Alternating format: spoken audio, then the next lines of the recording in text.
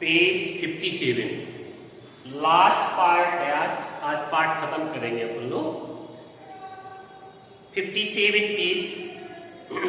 कल मैंने आपको बताया था what is the work of CT scan, what way the results of CT scan.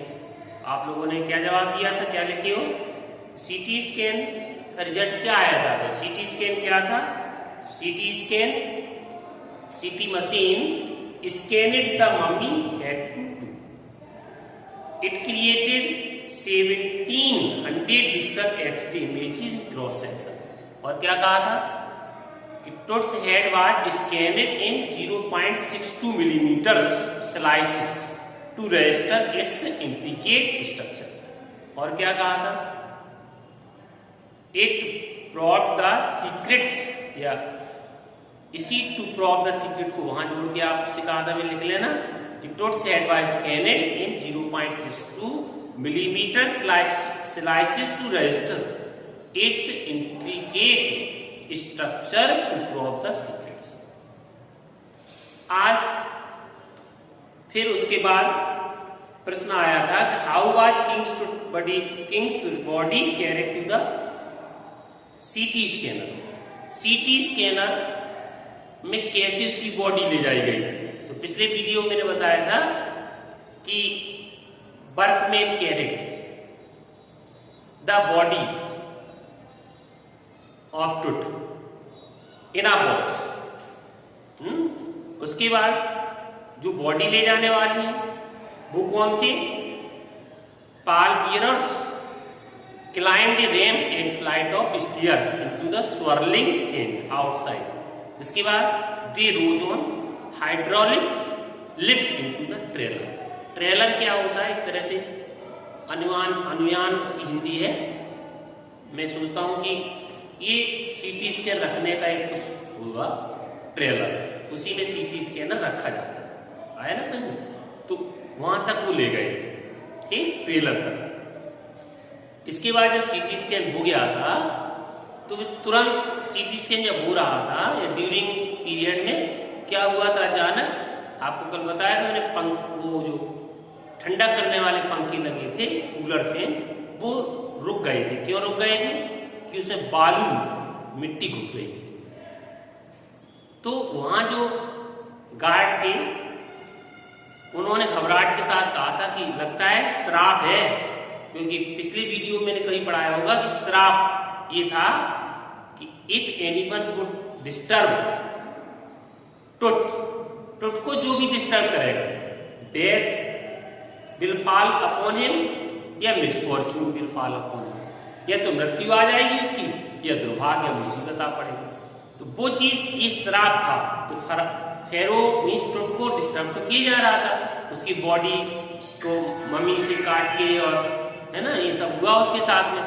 फिर हेड उसका अलग किया गया और फिर उसके बाद ये जब ये सीटी स्कैनर आ गया, फिर इसके बाद और जो आपकी आर्कियोलॉजी थी उसका भी उसमें चेंजिंग आई कुछ, तब ये सब परिवर्तन हुआ। श्राप तो पहले से था, तो वही जो किया था गार्ड ने, कहा था कि जो curse of the pharaoh, curse of the pharaoh, लगता है ये पंखा इसलिए बंद हो गए क्योंकि फेरो जो है वो कर्स कर रहा है, श्राप दे रहा है, क्योंकि उसकी बॉडी को डिस्टर्ब हो रहा था।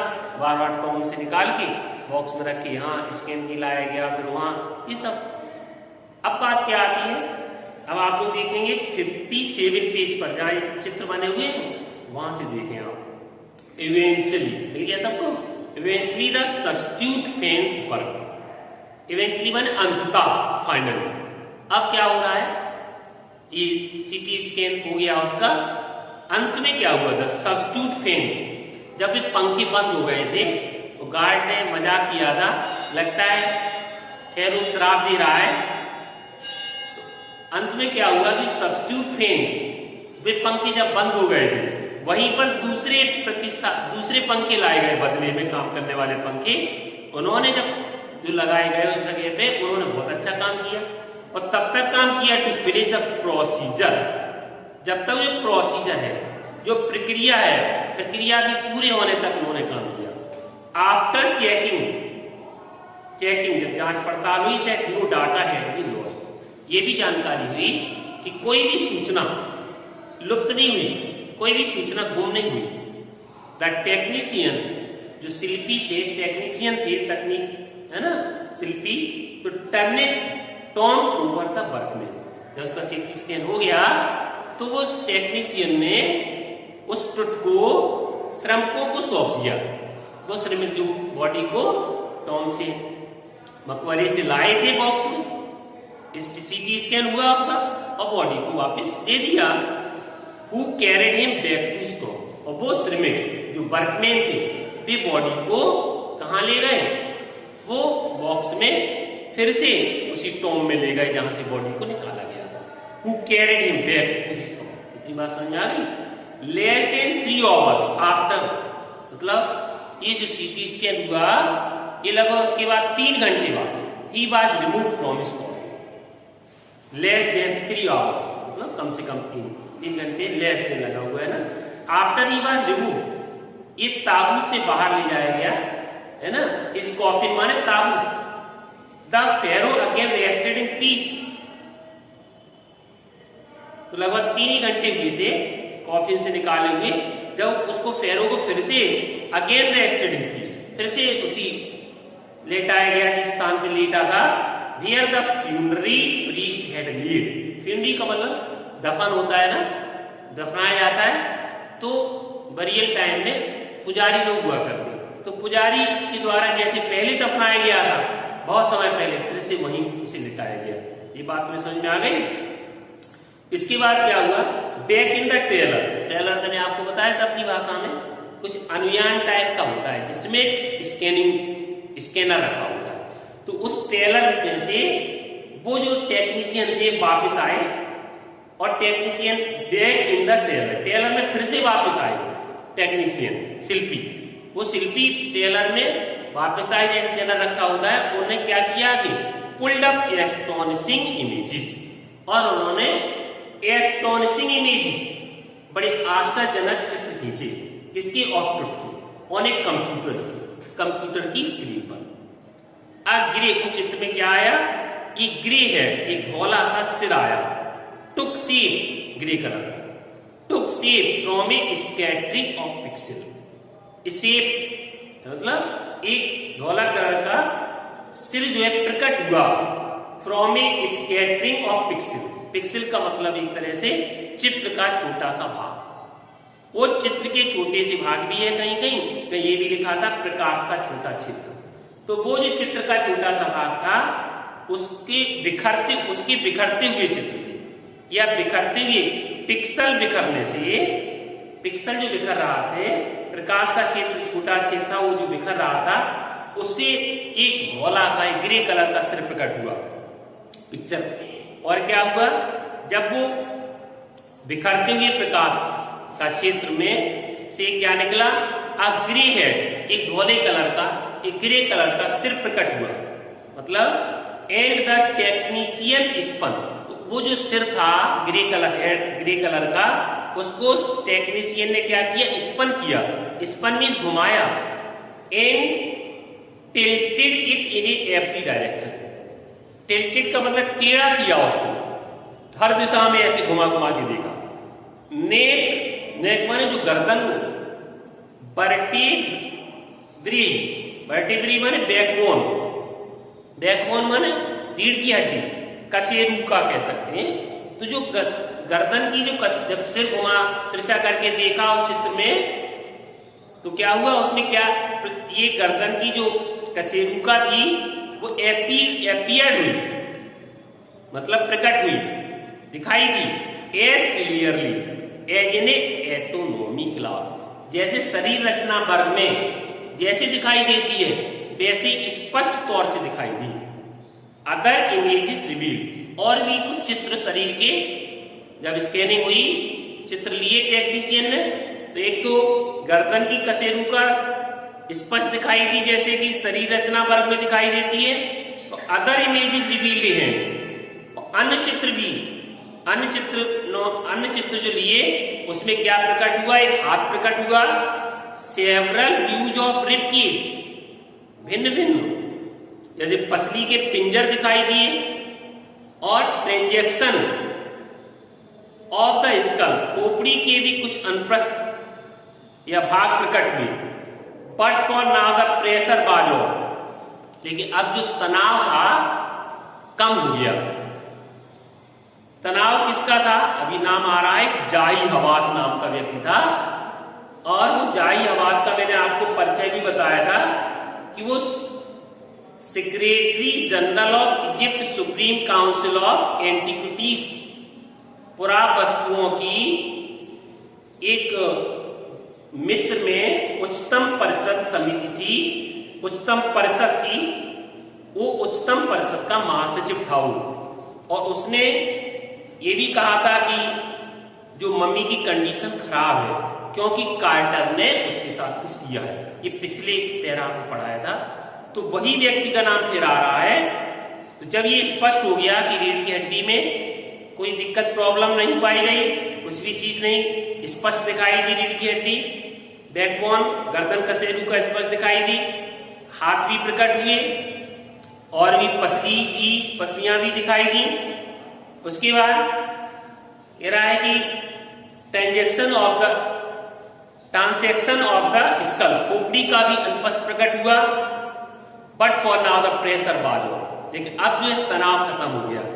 Sitting back in his chair जाई हवास स्माइल, जाई हवास जो कि वो सेक्रेटरी था, उसने कुर्सी पर बैठते हुए कहा, थोड़ा मुस्कुराया, क्योंकि उसने पहले कहा था कि the condition of the mummy is in very bad condition, ये उसने पहले स्टेटमेंट दिया था। तो अब वो जो उसके अंदर तनाव था वो कुछ कम हो गया। और क्या हुआ? जाई आवाज मुस्कुराया, visibly relieved that nothing had gone seriously wrong, और स्पष्ट तौर से वो अपने को थोड़ा सा नथिंग हैड गॉन सीरियसली, मतलब तनाव मुक्त दिखाई दिया और सीरियसली रॉन्ग, और उसने ये भी महसूस किया कुछ भी गड़बड़ नहीं हुआ, कुछ भी गड़बड़ नहीं हुआ था। क्या बोला? I did not sleep last night, बोला मैं तनाव में था तब मैं सो नहीं पाया था, नॉट फॉर ए सेकेंड, एक सेकेंड भी नहीं सो पाया। ही सेड, उसने कहा, आई वाज सो वरी, कह रहा है मैं इतना चिंतित था, but now I think I will go, लेकिन अब मैं सोचता हूं मैं जाऊंगा स्लीप और अब सोऊंगा आराम से। By the time we left the trailer, उस वक्त जब हमने टेलर से निकले, टेलर को छोड़ा, डिसेंडिंग मेटल स्टेयर, एक बता रहा है डिसेंडिंग मेटल, जो धातु की सीढ़ियां थी उनसे नीचे उतरे हम टू द सैंडी ग्राउंड, और वो रेत का बालू का जो ग्राउंड था, मैदान था, उस तरफ गए। द विंड हैड स्टॉप्ड, हवाएं थी वो शांत हो गई थी, रुक गई थी। द विंटर एयर ले कोल्ड, और सर्दियों की हवा बिल्कुल ठंड, सर्दियों में जो हवा चलती है ना, ले कोल्ड एंड स्टिल, बिल्कुल ठंडी थी और शांत थी। ऐसे लग रहा था लाइक डेथ इटसेल्फ, कि इसमें सर्दियों की हवा में डेथ की फीलिंग हो, ऐसा लग रहा था। In this valley of departed, जो डिपार्टेड माने जो स्वर्गवासी होते हैं, जो मर जाते हैं, वो डिपार्टेड लोगों की जो घाटी थी, उस घाटी में जो ठंडी ठंडी सर्दी की हवा थी, बिल्कुल शांत थी, खामोश थी। Just above the entrance of टुट स्टोन, जो टुट, मैंने आपको बताया टुट जो था वो क्या, उसके जो टुटकी जहां मकबरा था उसके प्रवेश द्वार पर, जस्ट एबव, प्रवेश द्वार के ठीक ऊपर, टॉम स्टूड ओरियन, ओरियन खड़ा हुआ था। ये ओरियन कौन है? जहां टुट की जो मकबरा बना था उसके जस्ट प्रवेश द्वार पर एक ओरियन खड़ा हुआ था। ये ओरियन जो है द कॉन्स्टेलेशन, एक तारामंडल था, दैट द एंशिएंट इजिप्शियन, जिसको प्राचीन मिस्र के लोग जो हैं न्यू, मानते थे या जानते थे, एज द सोल ऑफ ऑर्सिस, ऑर्सिस की आत्मा के रूप में जानते थे। ऑर्सिस भी एक देवता है वहां का, ऑर्सिस की आत्मा के रूप में इस ओरियन को जानते थे, जो कि मकबरा किसका था? टुट का। उस टुट के मकबरे के गेट पर, एंट्रेंस पर, प्रवेश जहां था वहां पर खड़ा हुआ था। ये ऑर्सिस कौन है? The God of the after life. ये जो है, जो एक तरह से अगला जीवन होता है पुनर्जन्म। इस पुनर्जन्म का इसे देवता भी कहा जाता था, वाचिंग ओवर द वॉइकिंग। वो पुनर्जन्म का देवता जो ऑसरिस है, ऑसरिस की आत्मा, समझ गए, वो ऑसरिस की आत्मा जिसको पुनर्जन्म का देवता कहा जाता है, वो उस बालक, वाचिंग माने निगरानी करना, ओवर द वॉइकिंग, उस बालक राजा जिसका नाम टुट कह रहे हैं, उस टुट की निगरानी रखे था या कर रहा। ये पार्ट आज आपका फिनिश हुआ। ठीक है, अब मैंने आपको इसी जहां पे पढ़ा रहा था उसी क्वेश्चन दिया है, आप लोग लिखेंगे ये सारे क्वेश्चन जो रोज 3-4 क्वेश्चन देते हैं। What is the CT scan of the Tut's mummy reveal. जो सीटी स्कैन टुट की मम्मी का हुआ था, है ना, उसने क्या प्रकट किया। आप लोगों को अभी मैं पढ़ा रहा था कि जब वो ट्रेलर में आए टेक्नीशियन और उन्हें फोटो खींचे, ये बैक इन द ट्रेलर वाला पैराग्राफ है ना, जो चित्र के ठीक सामने बना है, इसमें दिया है क्या किया था उस टुट की, जो CT scan of Tut's mummy reveal, क्या रिवील किया, that a grey hair took shape from the scattering of pixels. एक तो धौला सा ग्रे कलर का सिर प्रकट हुआ था, वो बिखरते हुए जो चित्र थे, छोटे छोटे चित्र के छोटे भाग या प्रकाश का छोटा क्षेत्र से, और क्या हुआ था, नेक वर्टेब्री appeared as clearly as in a autonomy class, ये प्रकट हुआ था। और क्या लिखेंगे आप लोग, other images reveal the hand, several views of the ribcage and A transaction of skull. ठीक है, ये सीटी स्कैन ने प्रकट किया था। अब बात आती है long answer type question, who was king टुट। तो ये आप इस पार्ट को मैंने पढ़ाया है, इसके बारे में आप टुट कौन था तो आपको पता है कि Tut was the last heir of a powerful family. He was a teenager when he died and he was the last heir of a powerful family which ruled Egypt for centuries. His father or grandfather was, his father and grandfather was Amenhotep III. His father was a powerful pharaoh who ruled for almost 4 decades, it means 40 years, at the height of the 18th dynasty golden age. His son Amenhotep succeeded him and initiated a strange period of the history. That new pharaoh promoted the worship of Aten. Aten, what is Aten? The sun disk. Understand? And new pharaoh changed his name. Akhenaten. It means servant of the Aten. He also moved the religious capital from the old city of Thebes to the new city of Akhenaten. Then a new king came, Akhenaten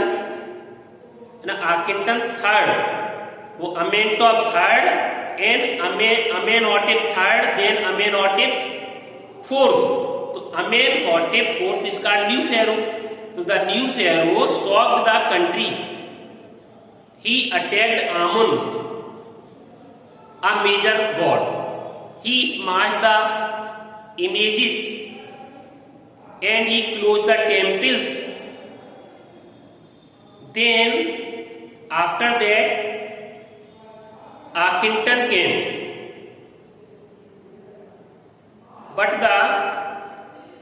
before this Akhenaten's death, after the Akhenaten's death, a new ruler came named Ismail Karim. But His period was very short. He excited with hardly a trace. Then Tutankhaten took the throne. तो पहले कौन आया? First, his father and grandfather named Amenhotep. Understand? He ruled 40 years. Then Amenhotep IV came. He changed his name Akhenaten. Then after the death of Akhenaten, Ismenkhare appeared. After the Ismenkhare, Tutankhaten came. It means he ascended on the throne. Its short name was Tut. He also changed his name. In the beginning, his name was Tutankhaten, but now he changed his name. Now his name was Tutankhamun, living image of Amun. He also oversaw restoration of the old ways, and Tutankhamun reigned for about 9 years. Then died suddenly. But his death was full of mystery, because it was thought that he was murdered. He died about 3,300 years ago. But Howard Carter discovered his tomb in 1922. Then it was thought that he was murdered. But there were two lingering questions. How did he die? And what is the age when he died? There are two questions. Now, Howard Carter discovered his tomb, and he started to probe that mystery. It was the time of 6 p.m. on 5 January 2005.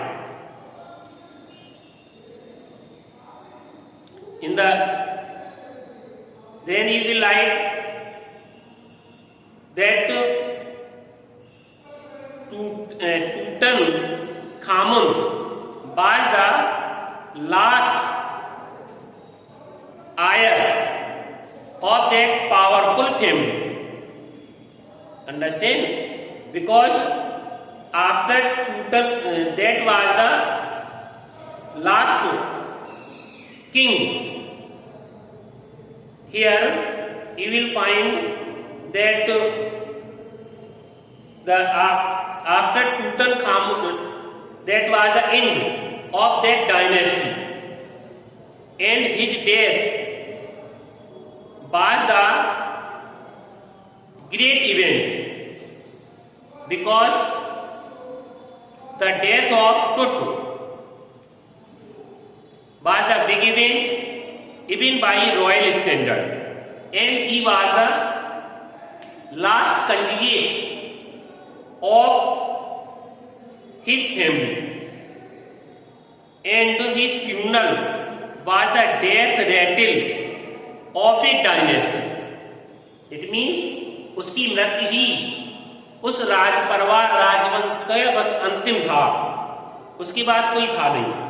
ये बात आप समझ रहे हैं. His funeral was the death rattle of dynasty, but there was nothing which can clear about his death. His death was unclear. Understand? Now in this way, after some years, his mummy was scanned to prove that mystery. In this way, he will write about 100 to 150 words. Understand? Who was King Tut and what do you know about him? 7 number का summary type का है, प्रयास का।